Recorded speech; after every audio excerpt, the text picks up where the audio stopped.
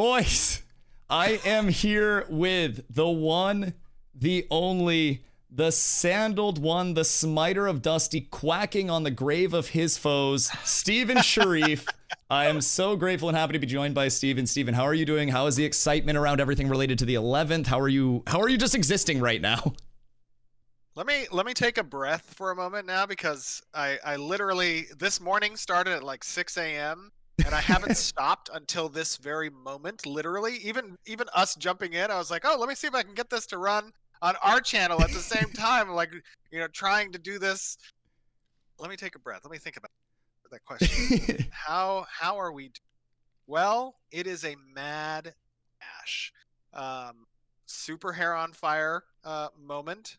And it is, I think things are going really well, and I think that we're seeing a lot of positive changes on the PTR, and that's great. But we still have an outstanding bug list that we're trying to get burned down. We have a release candidate that we're trying to get set up for tomorrow, so that we can, make sure everything's good leading into the week. We've got all the stuff going on with Steam. We've got the stuff going on with the account integrations, the direct entitlement. Our stress testing, our bot testing, like everything is super compacted now as we're in this final moment, right? So yeah, it's super stressful, but it's also very exciting. Not a lot of sleep, not a lot of time to think. It's just go, go, go. Many full plates. So overall, where would you say the Harbinger update in terms of importance to you as a developer is ranking in our recent, just the scape of Alpha 2 updates through Phase 1, Phase 2, 2.5, 3? Where do you think it falls in so far in terms of a major update for both current and hopeful players in the future? Well, first, before we get into the questions, let me just say I'm super happy to chat with you. And very excited to be on your channel, because you have fostered a really cool community. I know I've told you this privately in the past, but from a developer's perspective, when we think about the types of audience that are excited for the game that we're making, and this isn't just from my perspective or from our studio perspective, this is from a development community perspective.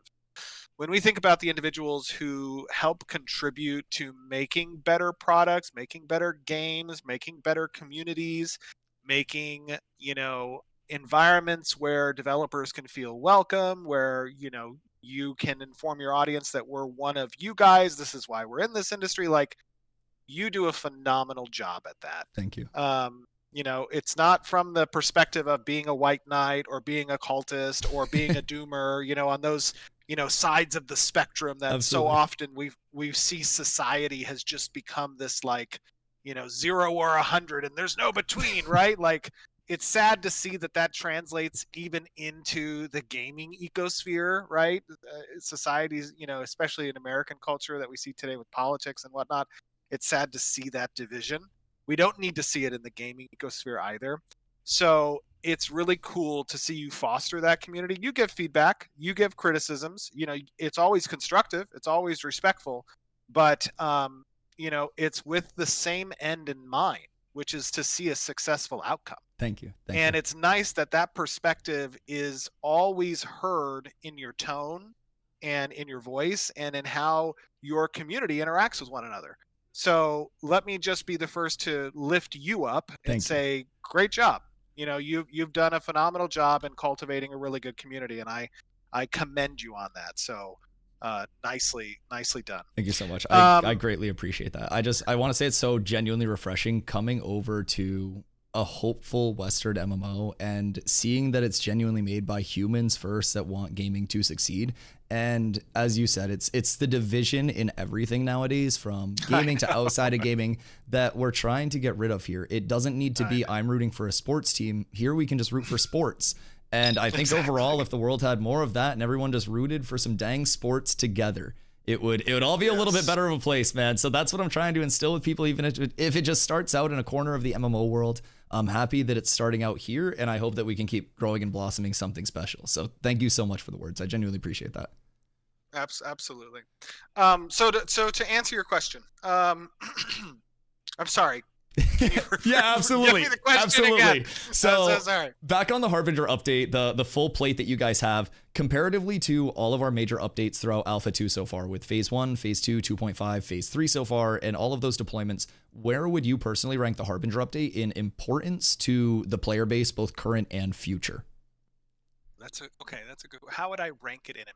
Well, I think there's a lot of great updates coming with the .18, as we call it, the .18 update.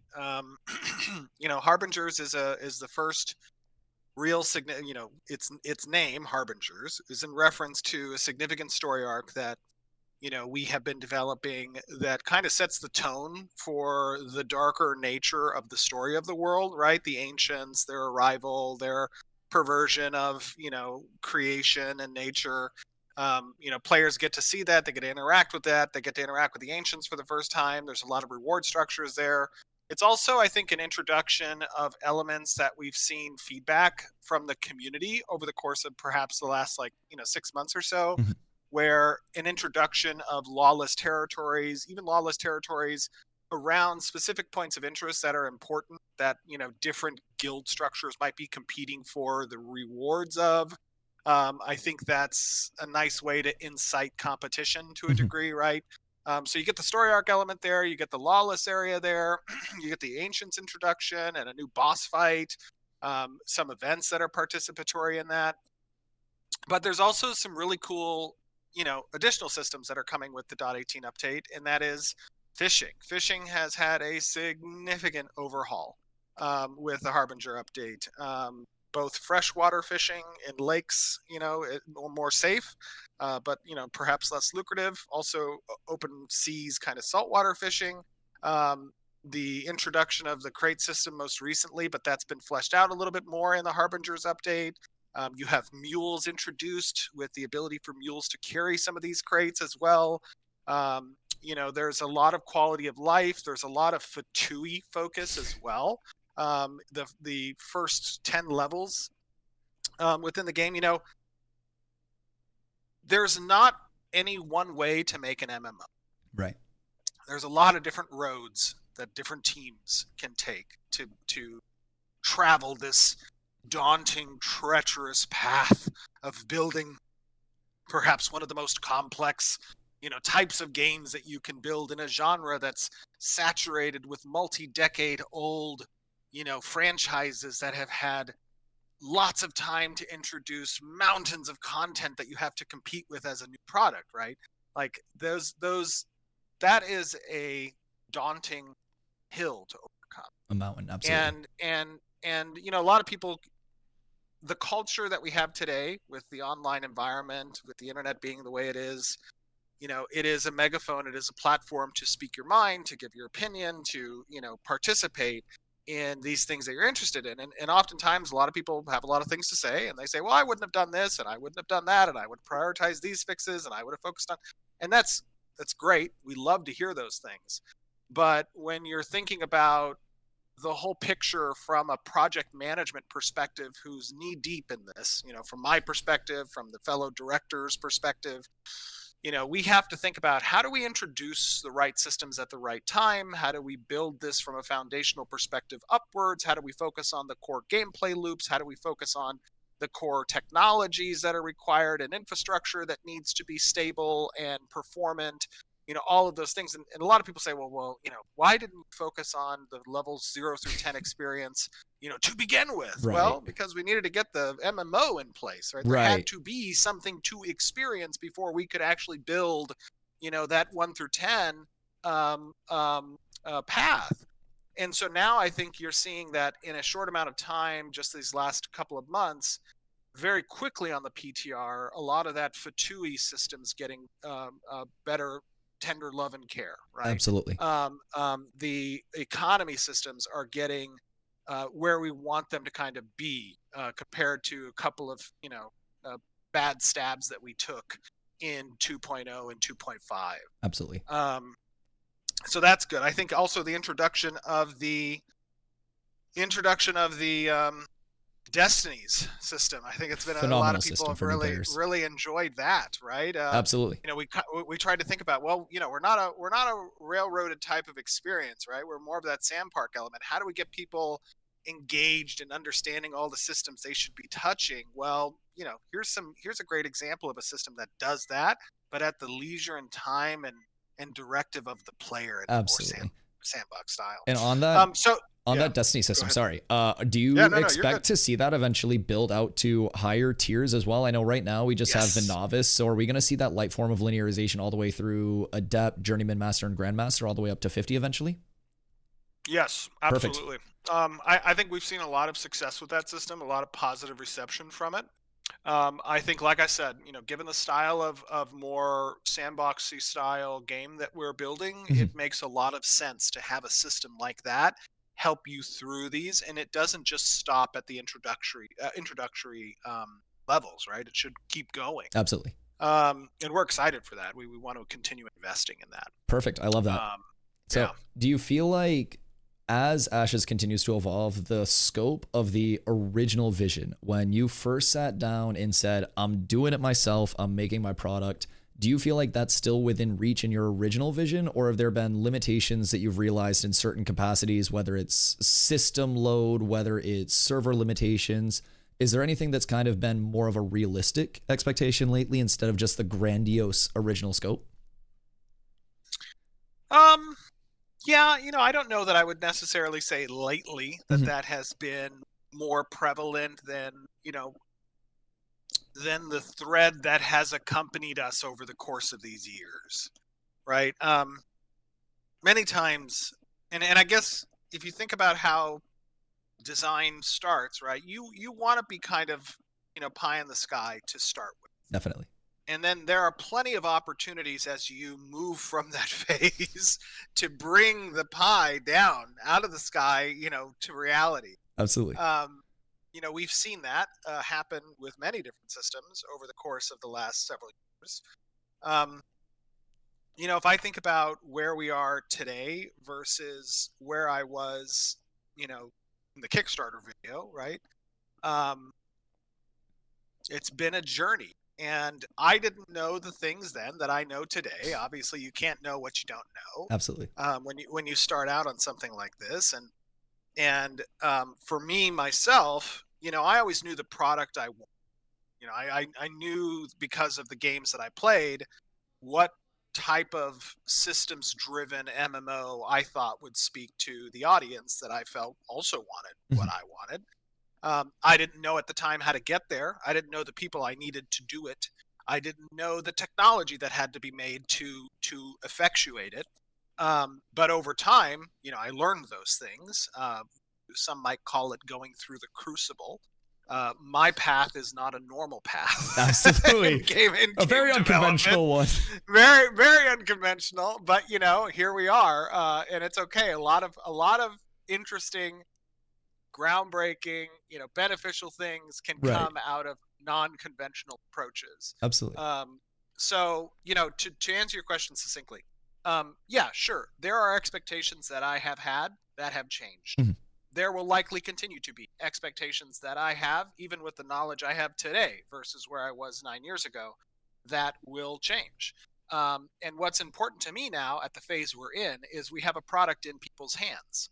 That product isn't complete, it isn't fully polished, it isn't the vision that we had, but it is something in people's hands, and now we have to marry the vision that is seeing the completion of that product versus the needs that the players who are in the product now have. Right. And that can always be a difficult task, right? Absolutely. Because you're splitting resources to accomplish two separate goals.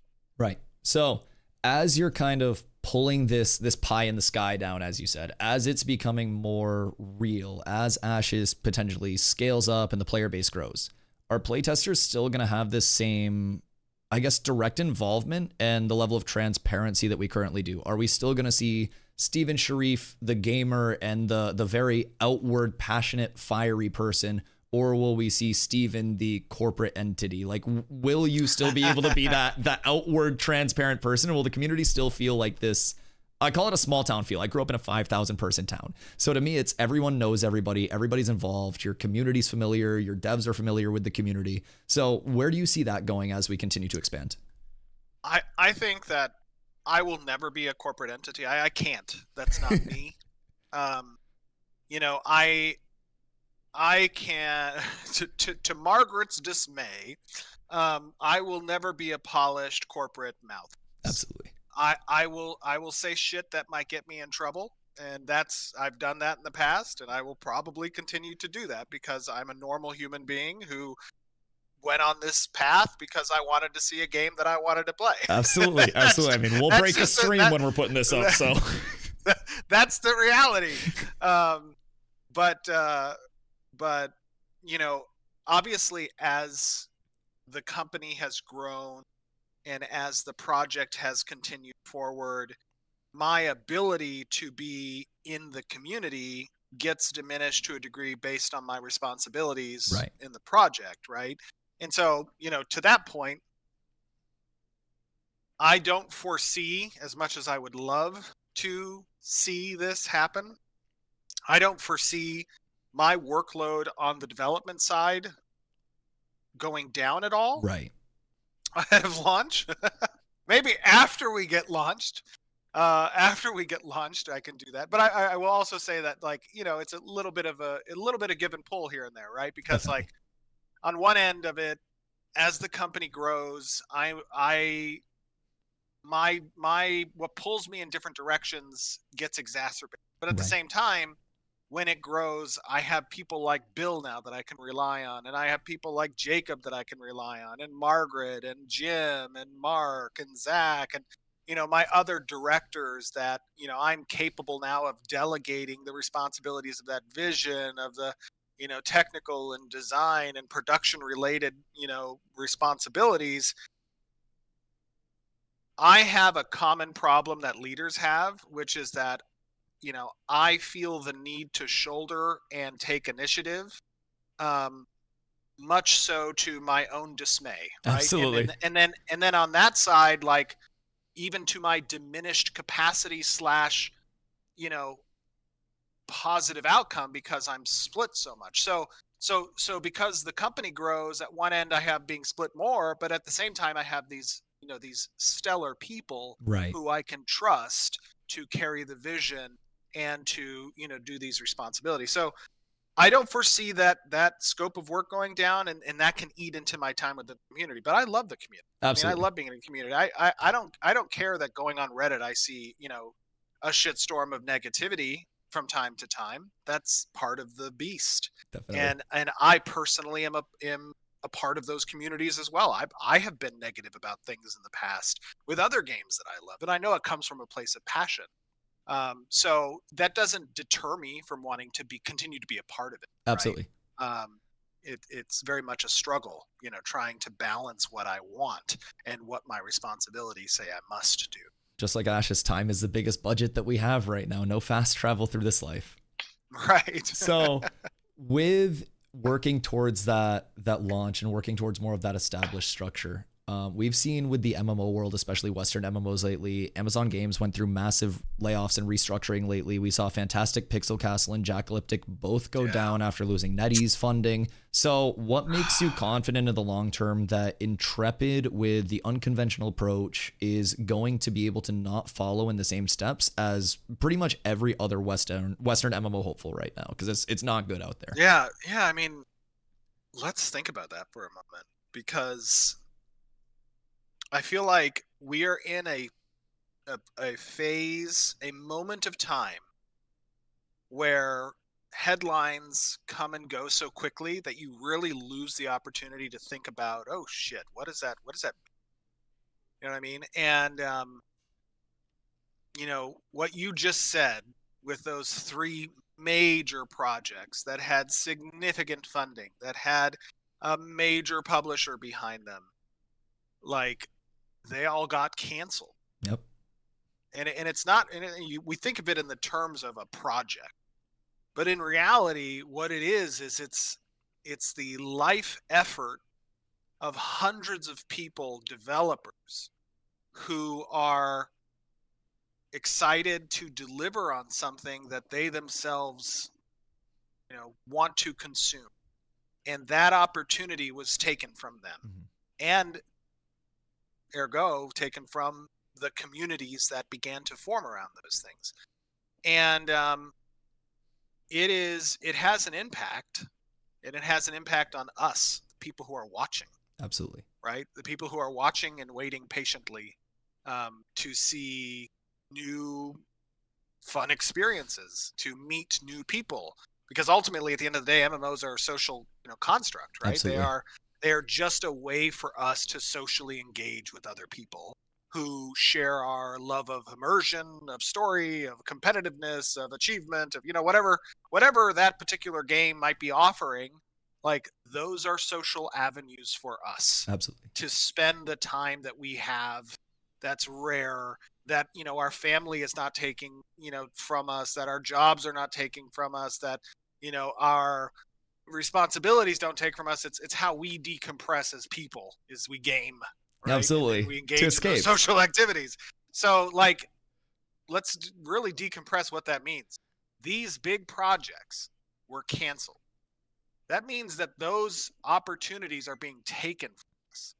And the reason they're being taken from us is many. There are many reasons why this has Absolutely. happened, right? The funding atmosphere within the space, within gaming in general, is problematic as a result of the bubble that happened post COVID, and then did not see the results from. Right. The AI movement within the industry is shaking things up on even how things get created now, right? People are more timid from an investment standpoint to engage with projects that might be visibly seen as archaic in their production approach, Right. compared to the new production requirements that AI presents. The Western development market, comparatively to the world development market that outsourcing offers, that has an impact as well. Because if you have a team in Malaysia that is building a game, they're not going to share the same cultural Right. understandings and the same specific experiences that a Western audience is going to necessarily resonate. Right. And so even the product quality might be changed. And then on the flip side of that, like, new projects like the ones that you mentioned that got canceled, usually those new projects, they're trying something innovative, they're trying something different, they're trying something new, and those types of endeavors push the genre forward, right? Absolutely. You don't want a copycat kind of approach that doesn't have anything new to offer, other than graphics per se, because then you're not really seeing an evolution of the genre occur. Absolutely. So to answer your question, how does Intrepid intend to address that? Well, Intrepid has a unique history.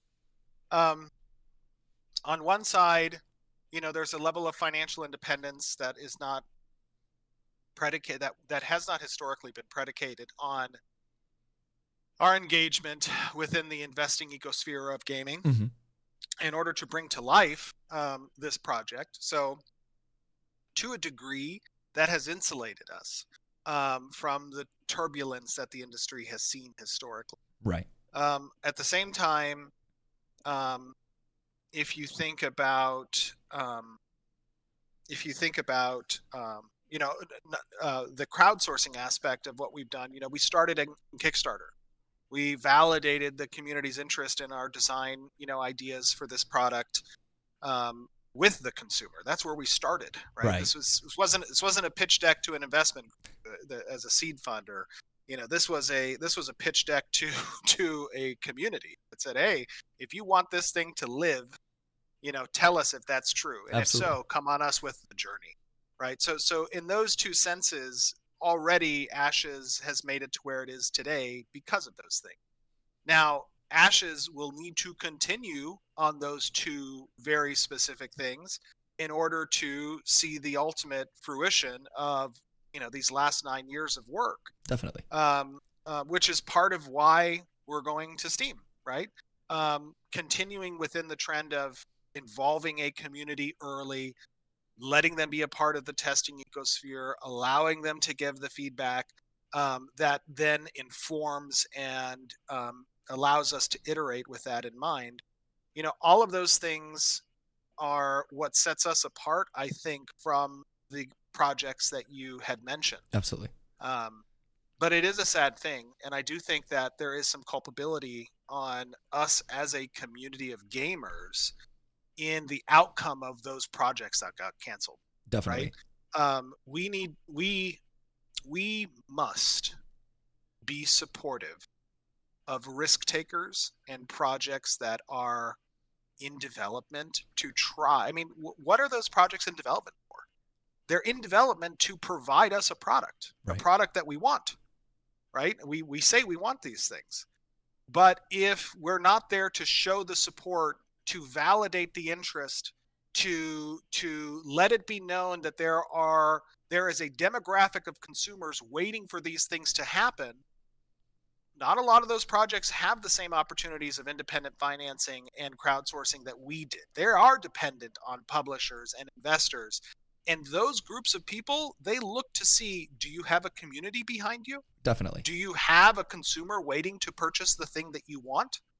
And the difficulty that sometimes communities within this space have is that they cannot see the end goal beyond the hill of development that is in front of them. Right. So and as a result of that, they sometimes, it is much easier to be a skeptic, a cynic, and a person who points out the negatives and problems, which then perhaps hurts the chances of that particular product coming to fruition. Absolutely.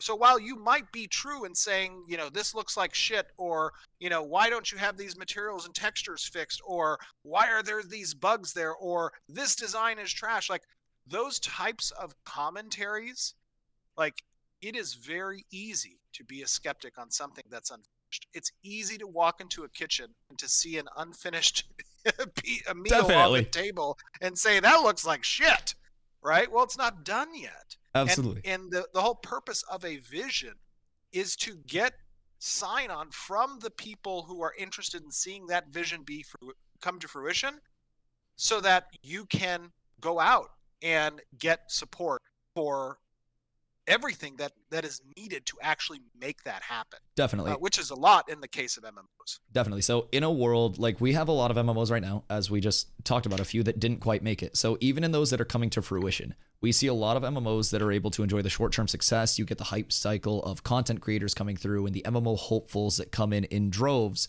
but they lack the sustenance to become someone's evergreen, to rip them away from, as you mentioned before, those industry titans that have kind of gripped the community for so long. So how do you see Ashes going from that unfinished meal on the table, all of the components, to that daily staple for players that has a chance to establish itself within that already well-established MMO community? I think persistence is the key. Look, if any game tries to come out the gate offering as much as a World of Warcraft or a Guild Wars 2 or a Final Fantasy 14 on day one, they're going to fail every time. Mm-hmm. It's not possible. So that cannot be the objective. And that is why it's important to innovate, because what those games do well, they do well for a reason. They've had a lot of time to do them well. And they've had a lot of time to double down on the loops that hooked the players to begin with. Which is why, innovation is important, not just for the evolution of the genre, but as a way to attract and retain the users that are necessary lifeblood of the project you're trying to then cultivate, continue forward. And then over time, with that population, you can grow it, right? We see even now today the titans that we're talking about that have been around for decades or more. They continually fluctuate. They ebb and flow in interest, and it kind of goes back and forth between the big players a little bit that these groups can move. But yeah, I mean, innovation is key in my opinion, and progressing. I mean, there are other avenues, there are other ways to do it, right? You can talk about the benefit of significant graphical upgrades with different engine uses. You can talk about marketing campaigns that are successful. Obviously, there is an appeal to an MMORPG gamer just because of the frequency of new products that come out that give anything that makes it to a Steam or to a Right. launch an initial onset of, "Ooh, what is this?" You know what I mean? And then, Definitely. "Oh, okay, well, I'll go back to what I." Absolutely. I'll go. Absolutely. I'll go. The social elasticity is strong back here. They're having another fresh start. I'll go back there. Definitely. So, like, that exists, and that's difficult to contend with. But ultimately, I think it's persistence and continuing to develop the product that are initially out the gate with, and then making sure that you have something innovative and appealing from a game perspective. Cool. So as we I want to reference back on what you mentioned with AI and as you mentioned, innovation and development, because the game industry is moving very fast. And I mean, as anybody that's trying to purchase RAM right now knows, AI is moving very fast. So with the increase in AI in game dev, some players really feel like there's not a lot of spirit or soul in a lot of these game dev projects. And the second AI is attached to something, it generates the stigma of not hand-done work, no assets being made. And Intrepid openly uses some AI assisted tools such as a PCG tool to generate new biomes. So, in the long Sure. term, how is Intrepid going to continue to utilize AI as a beneficial tool while still having the human made product and human driven product be at the forefront so it doesn't just feel like another AI slop game? Yeah. I'm going to preface my response here with just stating that I am not an AI bro. I am not a person who's like, the future is AI. Everything Absolutely. will be AI. Like that. That is not me. But what I will say is a definitive truth is that the AI train has left the. Mhm. It is halfway to Mars. Okay, whether I like it, whether you like it, whether the community likes it, it really does not matter.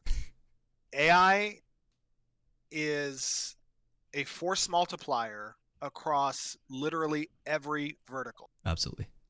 not just within gaming, in the world. Now, there are a lot of dangers with AI. I bleed with my artists in thinking about the ability AI has to rip concepts and unique ideas, and the legal landscape is still murky how that's going to get legislated. Absolutely. um, and of course that can create a little bit of temperance in how certain studios might engage with it. But at the end of the day, if you as a developer are not finding ways to force multiply your efforts through inducting AI as part of your pipelines, you're going to be left in the dust. Right.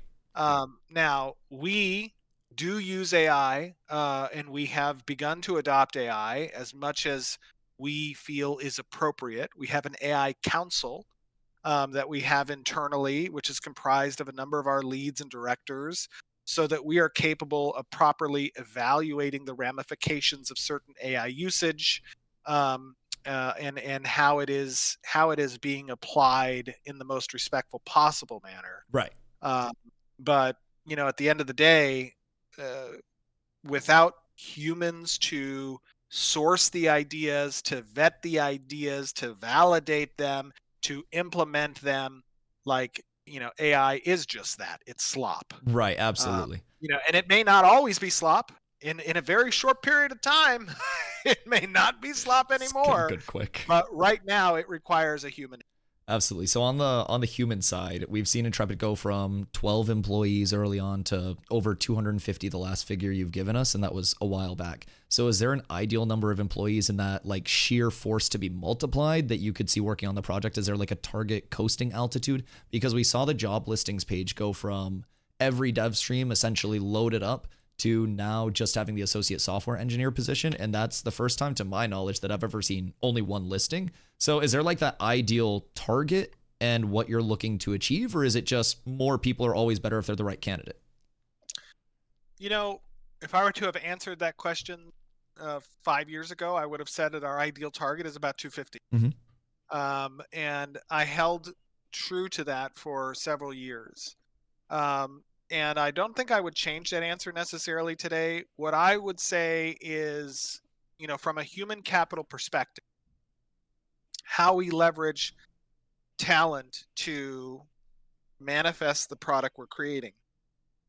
I think the stage we're at now is internally we have our core individuals that we need. Now we need to ensure that the pipelines we've made to create content, Right.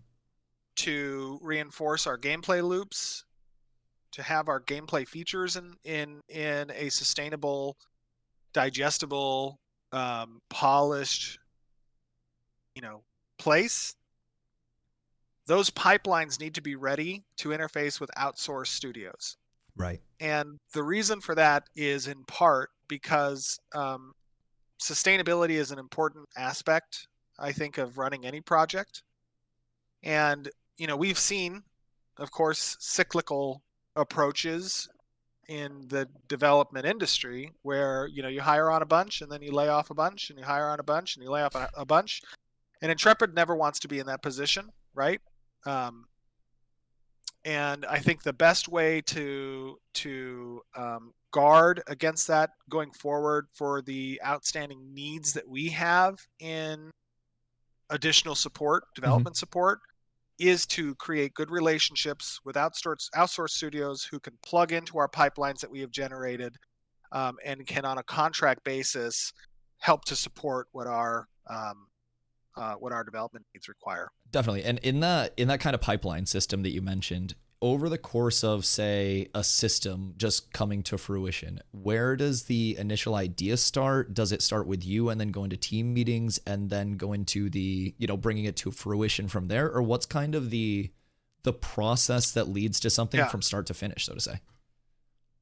That's a good question. So, where I am is I'm at the start, middle, and end. And everything in between is is the individual contributors and everyone who's in the trenches, the developers in Absolutely. the trenches. So, if we think about a particular, feature, the one great thing that, even our developers have spoken to, comparatively to other projects is a lot of the groundwork for the systems, the features, the ideas. I did a lot of that very early on, right? And there's a public testament to that just in the wiki. You can go to the Right. wiki and you can see the timestamps back, and oh my God, they've had this system planned. It's always a favorite of mine to be a part of a feedback meeting with the community, or to see a Reddit post, or to see a Discord post of have you guys thought of doing this? And it's like, yeah, that's in the backlog. That's awesome. Yeah, I love we've definitely thought of that. It just isn't done yet. it. Right. So, like, in fact, I was in a mayor's Zoom call last weekend that Jacob and Zombie was in there Chris. too. Oh, really? Yeah, Yeah. okay. So Chris and Jacob were in that. Jacob was like, "Hey, would you be able to make it to this meeting?" He let me know like an hour before, and I'm like, "What?" Okay, sure. Yeah, I can show up to that. And a lot of the commentary that I was getting in meeting, and I knew that Chris is probably just sitting there with his eye like twitching, just listening to people talk about it. It'd be great if we had this, or great if we have this, and great. It's like, it's good to hear those things because it validates the plans we already have, which Definitely. is like, yes, we need the node to node trading. Yes, we need the material trade in for the crate system. Yes, we know the UI needs to be more fleshed out. Like, those types of things. We spent a lot of time early on, coursing out what all of the interconnectivity of this very systems rich game is. Now, there's risk with that approach as well, Mhm. right? You can build a stack of cards and you rip one out, and oh shit, the whole thing comes falling down. You know what I mean? Definitely. Like, super integrated, complex web of features and systems has a trickle effect that can occur when one of those things really needs to be rejiggered. Right. And that can make iteration a little bit more difficult. But at the same time, it's nice to kind of have that blueprint in front of you. So how does a feature come to fruition? So generally, it starts with pitch. And back early in the day, I would put a lot of those pitches together. I would sit the whole design team down. We would talk through literally each system that and how it connects to each other system. And then I would give it to a particular designer, and I would say, okay, now it's your responsibility to go and write the actual game design document for this system, and making sure you include provisions for each of the other systems and how it relates. And then they'll bring that game design document back, and I'll review it with them, and we'll go through and make changes and edits. And then we'll have a kickoff for the feature where we invite all of the additional supporting elements of development. It's not just a designer that's spearheading this thing, right? If we're talking about, we're talking about, let's say, fishing recently, right? Fishing was spearheaded by Blair. Mhm. Blair did a phenomenal job in bringing that system to fruition. But when we started that, right, and the GDD gets done, now you have the kickoff, and you have to have the character artists that come and attend it to talk about the number of fish and the crates that have to be generated, and the fishing bowls that have to be made, and the boat that has to be crafted, and the components that have to be a part of it. You have to have the engineers that are present in order to make sure that you have a componentized class that can be universal across all vehicle types, and then to make sure that you have all of the control system and movement rig set up for the particular ship and how it's different from other ships. You have the designers present to make sure that it's balanced within the scope of your fishing vessels and or Absolutely. other combat vessels. You need to make sure that the data records are being authored correctly, and that the design team is necessary for that. The animators have to get the character meshes that get then modeled so that they can make sure that there's animations associated with the fish as it's on your back, and that it's bouncing and it has physics applied to it. You have to have the effects artists that make the water in the ocean. Like, all of those things come together for the kickoff. You plot out the course for what making this feature is, and then production manages those tasks and splits them up across a number of sprints that then culminate in a milestone deliverable, Right. where you're at your first test, right? And every step along the way, you're testing each of these, breakpoint kind of, feature development stages, where you're ensuring that, okay, well, it's not, performance isn't bricked because every rowboat is eating up a millisecond, or I have a bug where every time I try to interact and pick up a fish, I crash, right? Like, Mhm. those types of things have to have testing associated with it. Then once it's in the actual completed phase, it moves on to QA. QA starts finding all the bugs. The developers start iterating on or start fixing the bugs. There's regressions that can happen. Effects that can occur with other systems as a result of that. So you need to make sure you have proper functional testing that's done for each submission. And then once the feature is ready to deliver to the player hand, then it hits a whole different can of worms of complaints and balance issues, and this doesn't feel good. And now we have to make sure that community is surfacing all the feedback that comes out of the community to the developers, and that you're balancing their iteration on a living system in the ecosphere with their work that is still necessary to deliver on for other features, Absolutely. right? Like, all that's So, that's to give you it in a nutshell how so it works. when somebody hits you with the "why isn't this fixed yet? I provided feedback a day ago," it's almost one of those "please, brother, give me a minute."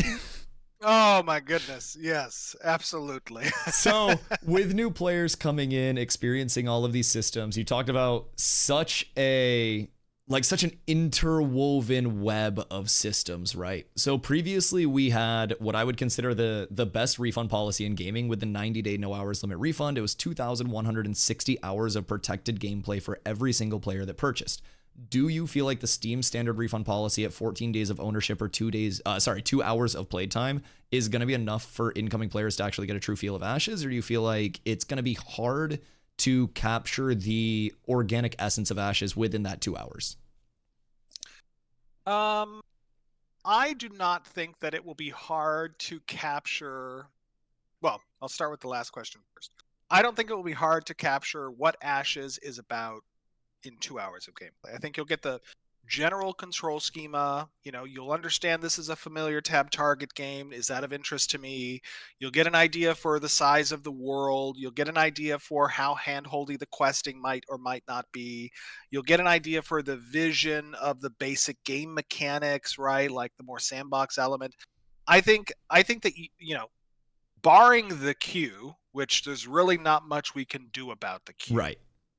What we have done though, is in order to address, things that we don't like, even as players, we don't include the launcher as part of now the app that is doing the downloading and the, Delta merge patch process and the, all of that. That's not going to be accounting as the app being open and eating the 2 hours, thank goodness. Right.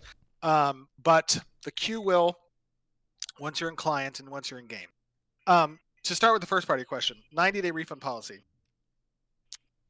Yes, that was crazy. Just to be fair, from a pure capitalist perspective, that was a crazy thing. It was unreal protection. It was a crazy thing to have for a year, right? And the reason that we did that is because we knew that people would not have been accustomed to phase 1 and phase 2 type of experiences. They will see what the game is trying to be. They will see our live streams, and they'll think, oh my God, this looks freaking amazing. I want to play this. They'll come and they'll play it. They'll crash and they'll be like, fuck this. You know what I mean? And we don't want to, a bunch of people out there that are just like, fuck this. Yeah, absolutely. Absolutely. So at the same time, we said, okay, let's do 90-day refund policy there. We'll eat whatever that ends up being. But at the same time, also, what Steam does as a refund policy, I actually think is a pretty good refund policy, right? It's like, it is 2 hours of gameplay. MMOs are going to be difficult to fully understand in 2 hours. We all get that, right? Because MMOs are progression based and they're, big, beefy environments that you're getting involved with. But at the same time, Steam is now publishing our game. We are publishing through Steam. And if the company had a different refund policy than Steam's policy, that would create for a little bit of weirdness. That would create for a little bit of wonkiness. And so, we decided, and we even said as early as a year and a half ago and a year ago and 9 months ago that the early stages of Alpha 2, not going to be for everybody. Right. But when we get into phase 3, when we get deeper into phase 3, this is where it's going to be more applicable to a wider audience. Still, not for everybody.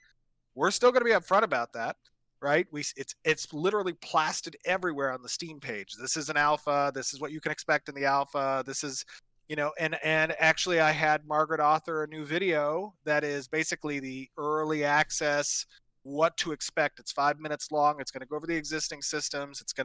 We're going to put it up on the Steam page store as well as a video so that people can hear directly from us. Like, this is an alpha. And if you're expecting a fully polished game and a completed game, your expectations are wrong. Right. So from that is what it is. from the perspective of somebody that, you're a lifelong gamer, what would you personally think about jumping in? Would there be at this point in time like a full jump in, I'm ready to go in, or is there a specific system that Steven Sharif the gamer would really be looking forward to that's not implemented yet?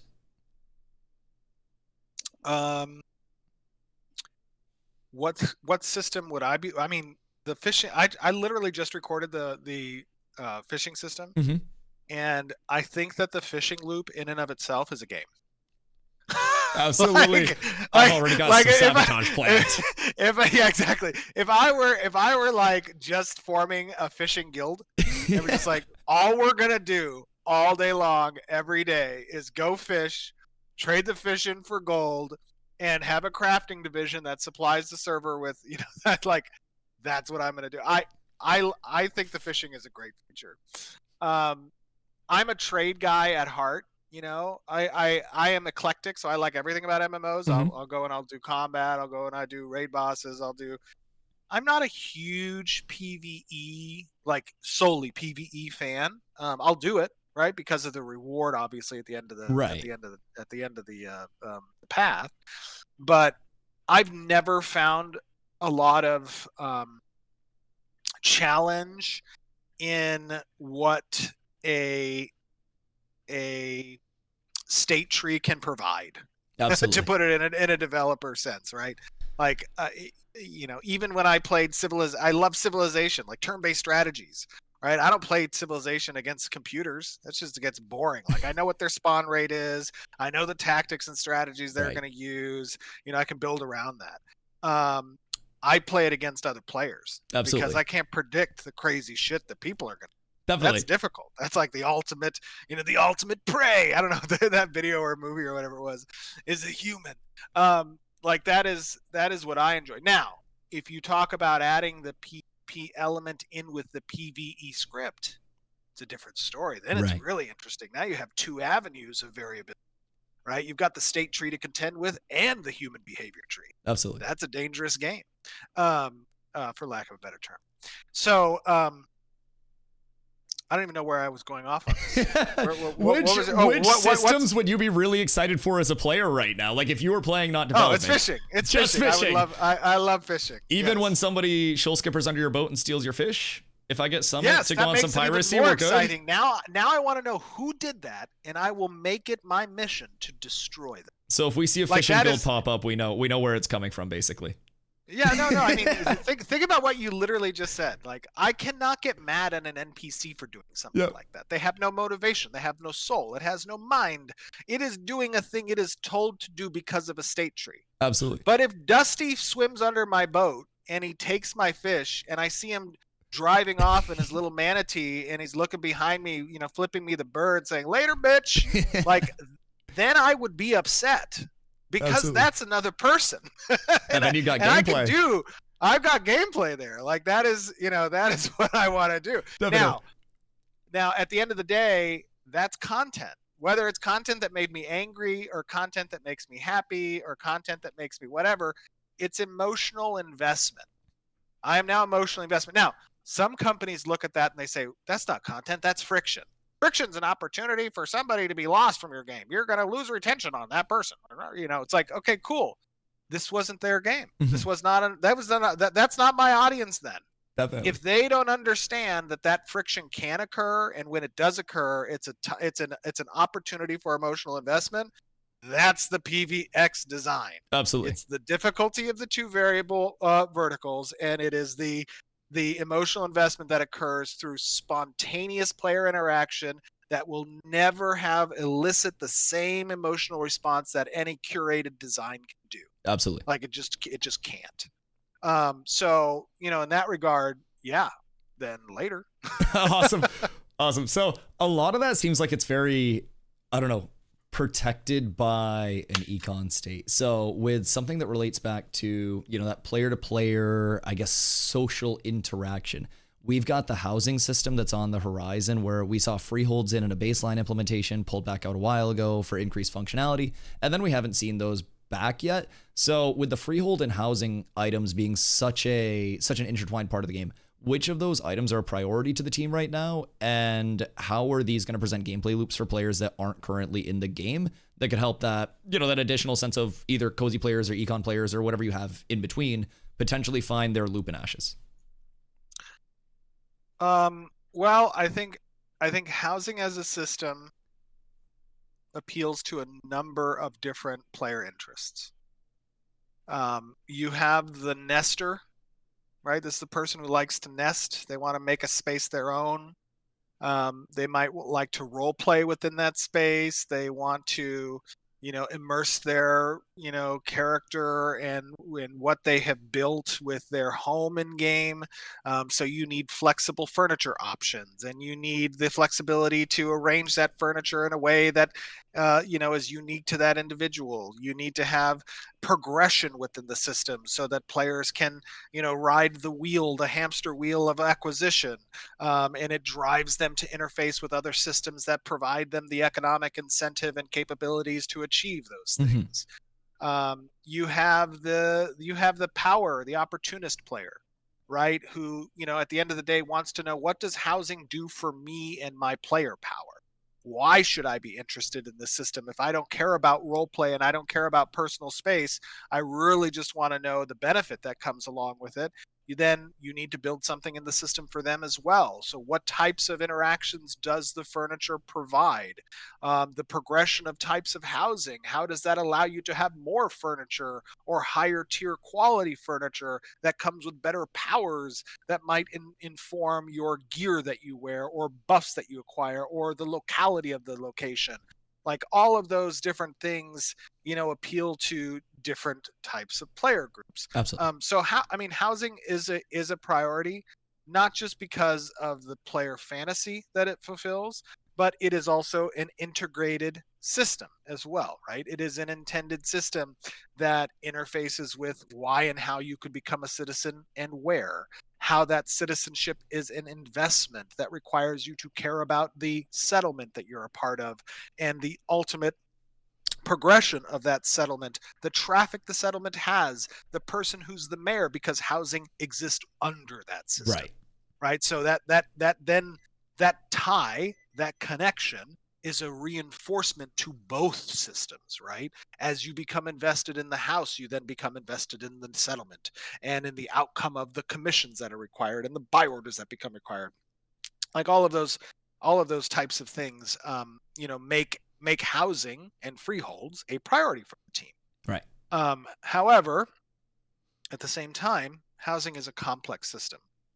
And it's complex because it interfaces with a number of things. It has complex persistence. It has complex permission systems. It has complex interactions. It has complex itemization and progression. And it has to leverage our world placement system and deployable system. And those things, the interaction deployables, they need some work still on the engineering side. Excuse me. So when we think about, what is it going to take to turn freeholds on? We're going to need to first make sure that the deployable systems for the furniture is solid. Mm-hmm. I think we have the permissions that are good. We have the assets that are good. We have the designs that are in place and the data records. We need to do a little bit of service on the engineering side for the interactions and for the deployables, and then for the customization and placement of those things. And it's not very far away. We disabled it temporarily because it wasn't fully there, and the experience that it was giving players wasn't worth the continued feedback that we needed to get on the system. Right. So we disabled it for the time being. Okay. And then it will be shortly after this Harbinger release. Our next focus is going to be getting the freeholds back online, and at the same time introducing the static in-node housing, in-settlement housing. Awesome. As well. Perfect. So with new systems come new responsibilities. We've seen so many systems from crate implementations bring in wacky things. So in phase 3 alone, we saw crate dupes, enchanting bugs, vendor sell and buyback discrepancies, and some sets that were able to be crafted earlier than intended through the crafting system and the upgraded tables. And all of those had very substantial impacts on the economy of Shoal, and I'm sure Lotharia. How do you feel like Intrepid has overall responded to these game-breaking dupes, bugs, exploits, and what, if any, changes are you guys making this phase comparatively to the response time of last phase? Well, one most immediate change is we now have introduced a blacklist. So the moment that we hear about any particular item that's problematic, or any particular reward table that might be problematic, we can, during runtime, blacklist that item or reward table, which means that it should be immediately shut off. So we don't have to wait for an update. We don't have to wait for a hot fix. We can adjust that during runtime. That is one big tool within our capabilities starting on the 11th. In fact, I think we're going to be testing that on PTR. I think it's tested today. Weekend. Oh, is it today? I believe it's okay, today. Good. Chat, that's today, right? I think that's today. Yeah, chat said that's what they tested today. Yep. So, perfect. Good, yeah. Good. So that, that stops the ability to sell a thing, to trade a thing, to acquire a thing, all of what goes along with traditional kind of econ breaking issues, is what that allows for. Awesome. That's great. So as we're like 10 minutes over, are you good for a couple more? I have a hard stop at 4:30, but I can go for a couple more. All right, we'll get a couple more good ones in. I got a couple that are awesome here that'll be related to everything we've talked about. So, we've talked about the social systems, we've talked about the econ, we've talked about the intertwinement of all of that. We're eventually going to have forms of instance content coming online, instance housing, instance dungeons, even potentially instance PvP within arena system. Do you feel like the open world is going to feel less alive? Is that a worry to you? And how are you going to continue to incentivize the open world of Ashes to avoid being another lobby MMO where you just go into an instance? It's a good question. I think that obviously the open world is the most important place in our MMO. A lot of MMOs that have, heavily instance content, we've made it known from the get-go that instancing is not going to be the primary path of content within Ashes. If we think about the split that exists, our intent is to have majority of content exist at an 80-20 split, where we want to control the environment, where we want to control the number of participants, and where we want to ensure more balanced design intent. We will put those progression points behind an instance. Perfect. That I think obviously is the biggest way that we reinforce the open world. I think that ultimately when we talk about reward structures as well, like even with that 80-20 split, the reward structures that are possible within the 20 will pale in comparison to the reward structures that are possible within the 80. Absolutely. And human behavior is dictated by reward, right? By the feeling you get out of doing something, The by the power dopamine. you receive out of, whatever it is, right? It is economics is just the prediction of human behavior, Definitely. incentivized through a reward structure. so at the end of the day, so long as that 80-20 split keeps the majority of that reward importance on the 80, you're going to see people engage in the. Definitely. And with a majority of the emphasis on that 80, obviously the open world is going to be very stressed as player base continues to expand, even though we'll have a very large world. We're going to have player hubs throughout it. So fortunately, dynamic gridding on the PTR has been functioning seemingly well so far. Huge tech industry wide. Is dynamic gridding something that you plan to keep in-house Intrepid exclusive, or is this something that we could see Intrepid's version of dynamic gridding in other MMOs in the long term? I will tell you that we have built the dynamic gridding technology in Unreal 5 to be something that, should we choose to leverage as a licensing option, as a licensing technology, we would have the capabilities to do so. Perfect. So from an intent perspective, look, at the end of the day, we want to see really cool games that are massively multiplayer. That's our lifeblood. That is what we are as a studio. And in that sense, we have authored the technologies that allow us to do that ourselves in a way with the intent to share, both as a business perspective to ensure that we can continue directing support to the flagship product that is Ashes of Creation and what our baby is, but also selfishly in the desire that more companies will create games that live up to our massively multiplayer expectations. So, networking is a hurdle that many companies or projects are not capable of overcoming because of the significant investment required in order to do so. The complex technologies that are, skill sets that are difficult to come by within the industry. But yeah, let's think about that for a second. I mean, this is a big accomplishment. It's massive. What we've seen on PTR with dynamic gridding operational is a long time coming, but at the same time, it's a massive success for us, and we're pretty excited about it. Pretty proud of the team that brought it to fruition. Zach and Anton and and the networking team. Like, it is a significant piece of technology So it's going to be interesting to watch it perform on the 11th. Definitely. So now that is not saying that it's going to perform perfectly. There's likely going to be some bugs. It'll but perform. You know what?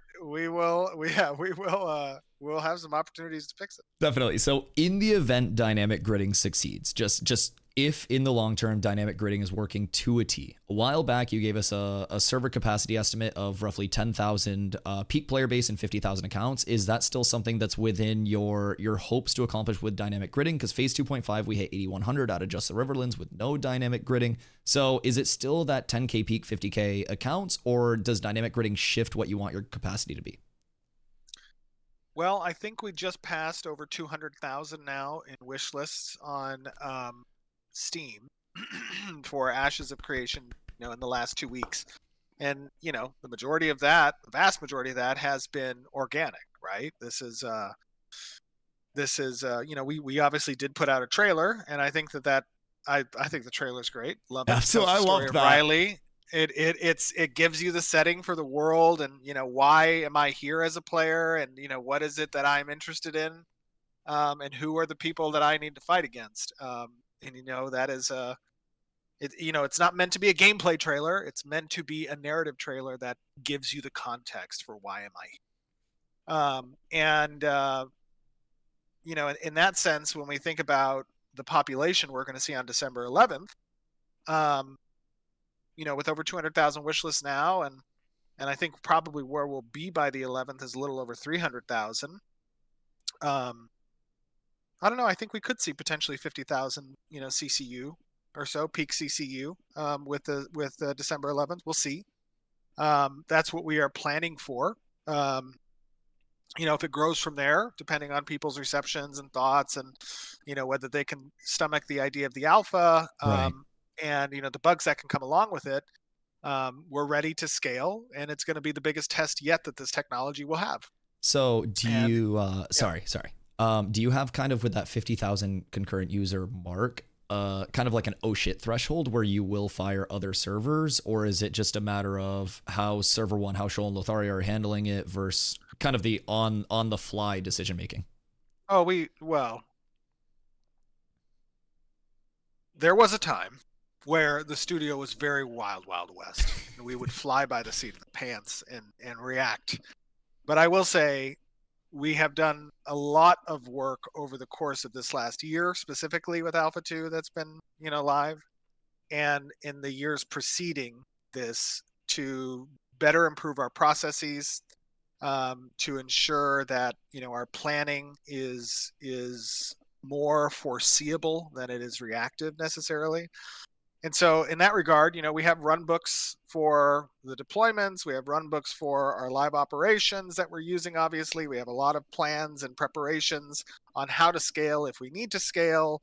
Our technology is built in such a way from a deployment standpoint where we can stand up additional clusters and servers as necessary as an on-call, on-demand basis.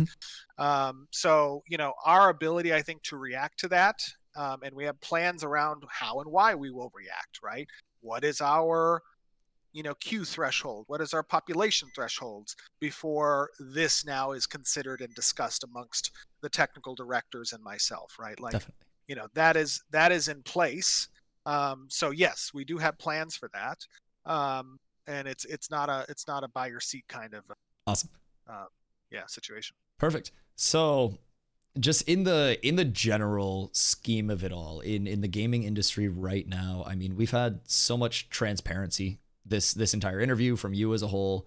A lot of the CEOs in gaming right now are very frequently more restricted to behind the scenes and not available to the general public. You mentioned that as development continues, you don't foresee your workload getting any less. So what's your personal motivation to take so much time out of what's presumably one of the busiest schedules one of us could ever imagine to stay active within the community? And what do you feel the benefits and the negatives are, both sides, of you being so present instead of having the qualified people in some people's minds on the community side kind of handle all of that front-facing interaction? I don't really see myself as a CEO. I will just be honest with you. Now, there may come a time where the need of the company, the development, the project changes where my responsibilities shift me more into a CEO position. You know, for me myself, I didn't start a gaming company to be a CEO. Right. I started a gaming company to be a creative director, you know, that focuses on delivering a product that I myself would want to play and ensuring the integrity of that product through no pay to win, no pay to convenience, which I believe significantly diminishes and undermines the integrity of the environment that these games in this genre should all be about. Right. So, like, you know, that is what fuels me at the end of the day. If I say, you know, what is the motivation that stays me active within the community? You can't build a product unless you're the community the product is built for. Right. Like I think that, I mean, you can be a part of building a product unless, you know, if you're not a part of that community. You could be. You'll be working at a disadvantage no matter where you're at, whether you're in marketing, in, you know, asset development, content creation, engineering. It doesn't really matter where you are in the grand scheme of things. If you're not your audience, you will be at a disadvantage. So I believe the best products are made by members of that audience, and you can't really continue to be a member of that audience unless you stay active within that community. Absolutely. So will you be I taking also, time yeah. off work for launch to level with us?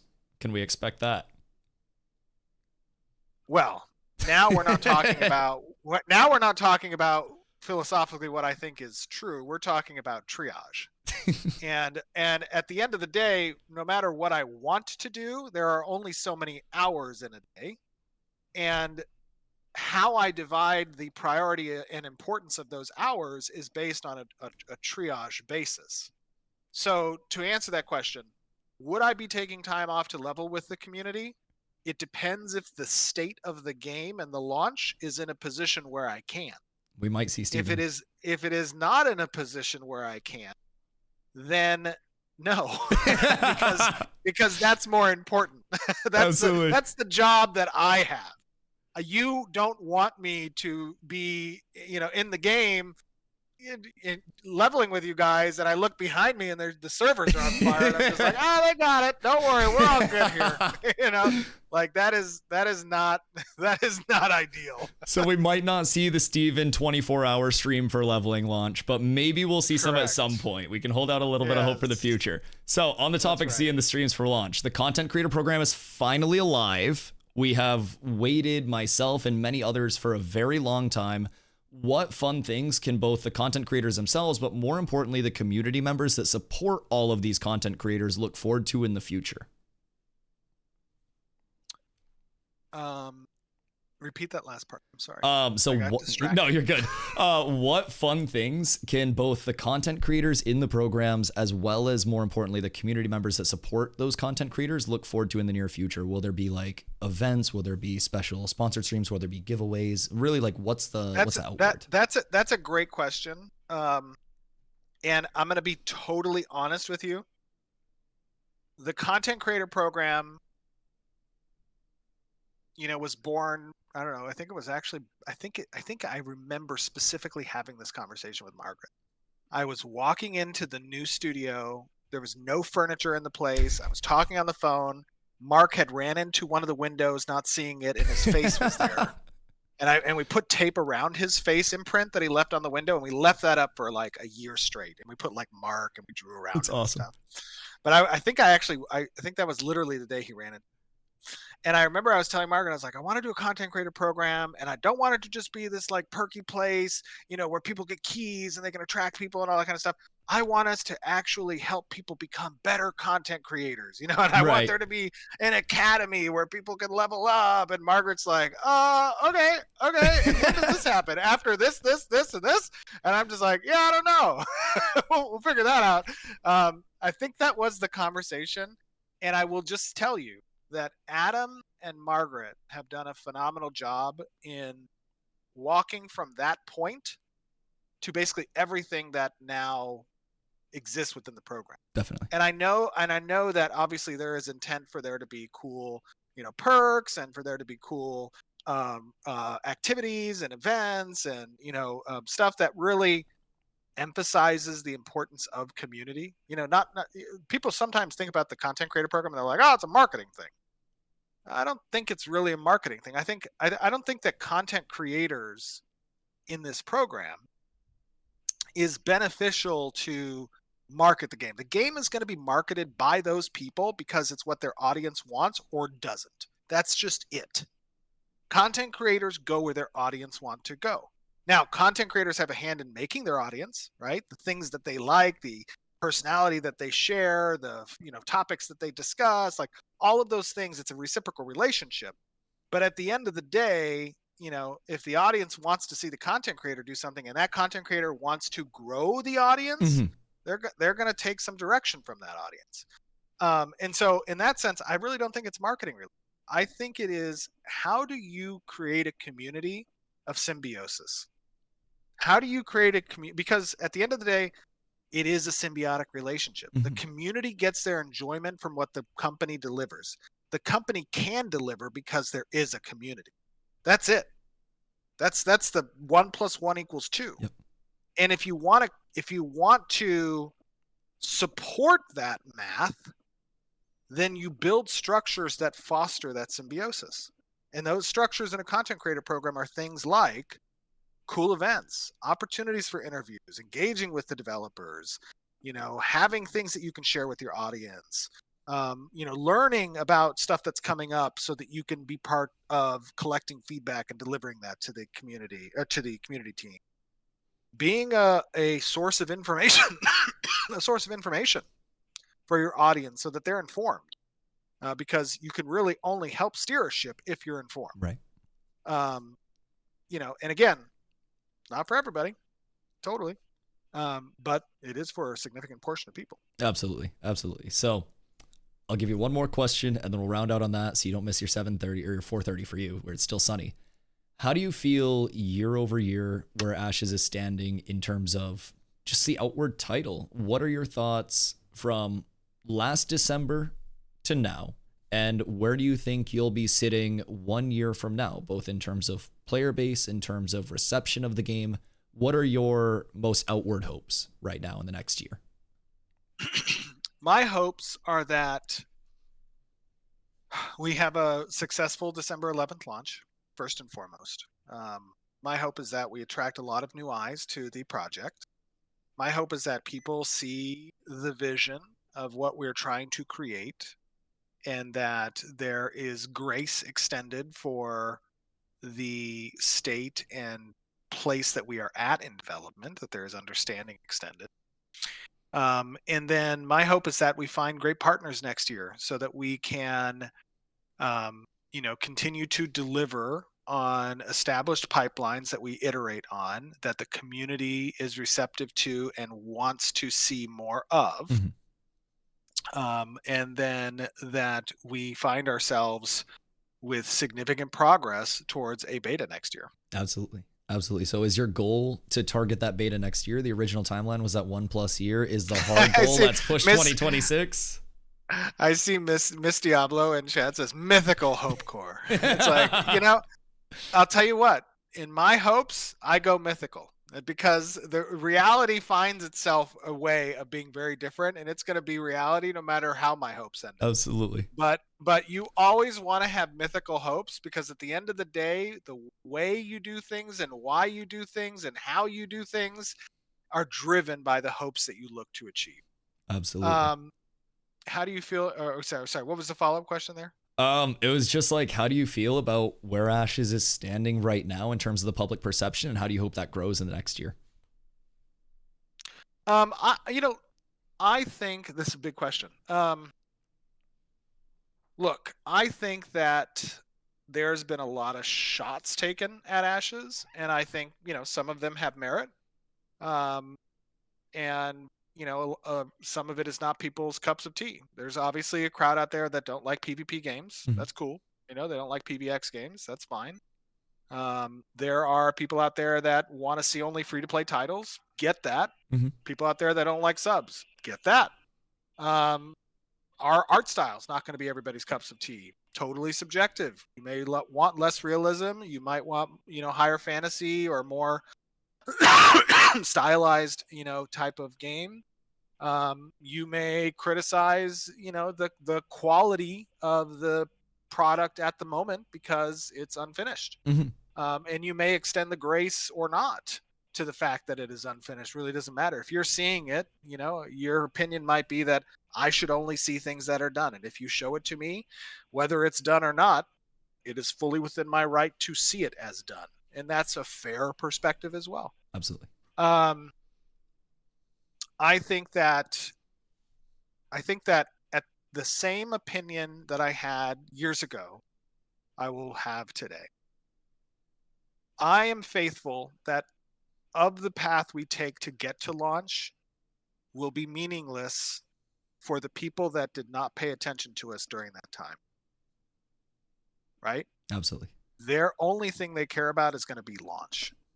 So, you know, we look at Apocalypse, APOC, right? Everybody at the time was like, this is the end. The project will never survive. They should have never done this testing, you know, whatever. That was like 7 years ago. I don't even hear about APOC. Now we're talking about Steam launch on the 11th.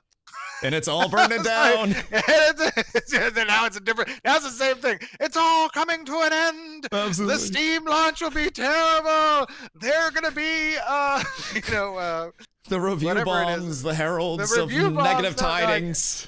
I can't remember what was the name of that game that, you know, it launched and everybody hated on it, and then it that was New World. No. Shit, I'm not talking about New World. I'm No talking Man's Sky? about the space. Yeah, No Man's Sky. No Man's Sky, right? Everybody was like, No Man's Sky at launch, it was over, and then they took their time, they doubled down, they stayed focused, they continued on a path, they kept their vision true, they worked on it, and now it's opposite opinion, right? Like at the end, it just goes to show, at the end of the day, if what you come to the table with is good, nobody cares if you came from the kitchen, you came from the basement, you walked from outside. It's like, what did you bring to the table? Is it good? Cool. All right, sounds good. So, you know, like that at the end of the day is what matters. Now, the question is, what's the best route to the table? Do I work in the kitchen under, you know, no one's eyes until I'm finished with the cake and I bring it out to the table? Like that's tried, tested, true. It requires a marketing budget to get to the table. Like that is what games, and then you have the risk. Nobody smelled what you were cooking because the kitchen was like completely sealed. Right. And it was behind a protective wall that nobody knew about. And you weren't allowed to stick your head out as a chef and say, this is what I'm making. Do you want this? No? Oh, okay. Let me change it up a little bit. A little taste test. That was what AAA has done for decades, right? And then now you've got some indie developers that thankfully over the last 10 years are like, hey, come on into the kitchen. I want you to taste this real quick. You like that? Does that taste good? Oh, okay. I'll add a little more salt to it, right? I'll put a little more pepper in it or something, right? It's just different types of chefs. So how do you get to the table? Some people look at Steam and they say that is not the way to make it to the table. You're going to trip outside, fall into, you know, a 30-foot hole that is going to kill you and break your back. Absolutely. Don't go to Steam. Like that's the wrong path to the table. I don't agree with that. And it'll sometimes be the same people that haven't quite cooked a meal yet and they're just eating every time it shows up. So totally. And at the end of the day, I don't agree. Absolutely. I'm sorry. It's an unconventional way.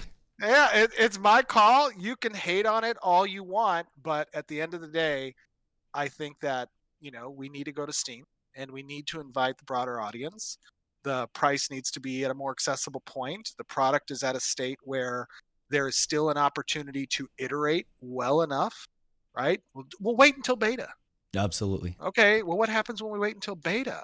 Are you saying we have to recreate everything if people shit on it? Like, is that what do I have to make a new cake? Or can I still add a little bit more salt? Right. Like, come on. What are you Absolutely. saying? You should be afraid of people tasting it. What? No. Some days people just stray so far away from that feedback. So, you are now 2 minutes past your hard deadline. I don't want to keep you too much longer. I gotta run. You gotta go. Yes. You gotta go now. So I just want to thank you for taking all of the time. Community and I are both so greatly appreciative. We will have to do this again very soon. One last quick yes/no answer, one word answer that the community wants to know. Here we go. Are we completely out of money? Are we broke, Dad? No, we're not broke. We're not broke, chat. You heard it here first. We're still going. Everything's fine. The wheels haven't fallen off yet, boys. You heard it here first. Steven Sharif, the Sandaled Lord, taking time out of the day. He's got a meeting to go to. It took us 15 extra minutes to get the stream going because we tried to set up a stream and we fucked up. Sorry, Maggie. But sorry, Maggie. We'll get this going again at another point, guys. Thank you, Steven, for joining the stream. Thank you for hanging out. Thank you for yapping. Fortunately, it seems like a lot of people are loving it as well. We will connect soon, and I want to say again, thank you so much for taking time out of the day, and I greatly appreciate it. I loved it. It was a lot of fun. Thanks, guys. I'll Thanks catch you soon, Steven. Bye, guys.